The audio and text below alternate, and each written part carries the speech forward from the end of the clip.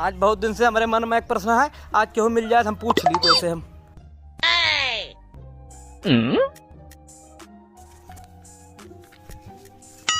ये भैया हाँ हमारे मन में एक प्रश्न है, अगर तो उसे पूछी बताऊंगा। पूछा बताऊ मैं। भैया सब कहा थी कि पानी बैठ के पिए चाहिए और दूध खड़ा हो के पिए चाहिए। हाँ तो सही तो कहा थे। ये बात सही है और का?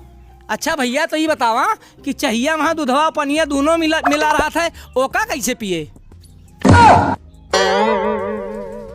ओका लेट के पिए।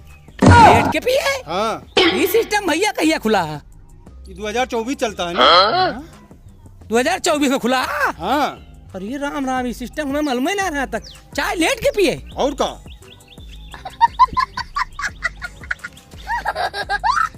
चाय लेट के पिए? हाँ हाँ जान गया।